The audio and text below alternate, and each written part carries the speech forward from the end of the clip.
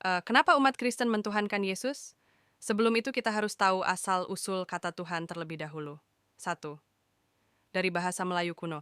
Kata Tuhan berasal dari bahasa Melayu kuno tuan, yang berarti penguasa, tuan rumah, atau orang yang memiliki otoritas. Dari tuan kemudian berkembang bentuk Tuhan, yang mendapat sisipan ha untuk menunjukkan rasa hormat, agung, dan berbeda dari makna tuan yang merujuk pada manusia biasa. Kedua, perubahan makna. Awalnya, tuan digunakan sebagai sebutan untuk orang yang dihormati, seperti pemimpin atau bangsawan. Lama-kelamaan, ketika bahasa Melayu dipakai dalam konteks agama, Hindu-Buddha lalu Islam, kata Tuhan dipakai untuk menyebut Yang Maha Kuasa, berbeda dari Tuan yang untuk manusia. 3. Kesamaan dengan bahasa lain. Dalam bahasa Tagalog, Filipina, ada kata Panginoon yang juga berarti Tuhan, dari akar kata yang berarti Tuan Penguasa. Dalam bahasa Jawa kuno, kata Gusti juga berarti Tuan sekaligus dipakai untuk menyebut Tuhan. Jadi, pola ini umum di bahasa-bahasa Austronesia.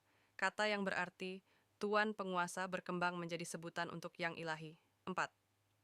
Pengaruh agama. Pada masa masuknya Hindu-Buddha, istilah dewa lebih dominan untuk menyebut ilahi. Setelah masuk Islam, istilah Allah digunakan, tetapi Tuhan tetap bertahan sebagai padanan bahasa lokal untuk konsep Yang Maha Esa. Itulah sebabnya dalam Pancasila kita mengenal istilah ketuhanan, bukan kealahan. Nah, sekarang kita tahu asal-usul kata Tuhan.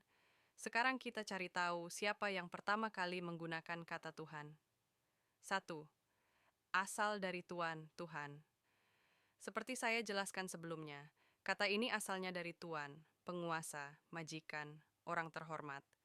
Lalu dalam perkembangan bahasa Melayu kuno, muncul bentuk Tuhan dengan sisipan H untuk meninggikan.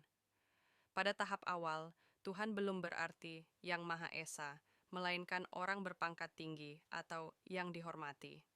2.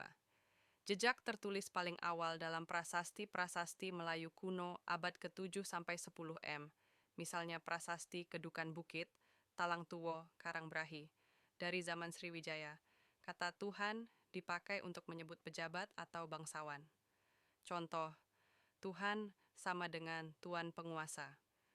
Jadi, awalnya kata Tuhan muncul dalam konteks politik dan sosial, bukan agama. 3. Perubahan makna ke konsep ilahi.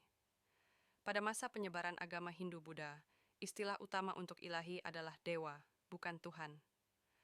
Perubahan besar terjadi ketika Islam masuk ke Nusantara, abad ke-13 sampai 15. Penerjemah teks agama menggunakan kata Tuhan sebagai padanan lokal untuk Allah atau Rabb. Sejak itu, kata Tuhan mulai berfungsi khusus untuk Yang Maha Kuasa, tidak lagi sekadar gelar bangsawan. 4. Penggunaan resmi kata Tuhan dipakai dalam terjemahan Alkitab Melayu pertama, abad ke-17, karya Albert Cornelius Royle, 1629. Dalam terjemahan ini, kata Heer, Belanda, Tuhan, diterjemahkan sebagai Tuhan. Sejak era itu, dalam konteks Kristen maupun Islam, kata Tuhan sudah mapan sebagai istilah religius. Kemudian di era modern, kata Tuhan dipakai dalam konstitusi Indonesia, misalnya Ketuhanan Yang Maha Esa di Pancasila 1945. Dari penjelasan demikian, kita bisa ambil kesimpulan. Kenapa umat Kristen mentuhankan Yesus?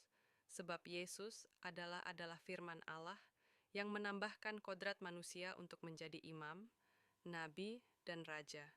Dan kita sebagai umat Kristen harus patuh dan tunduk kepada setiap apa yang diajarkan Yesus.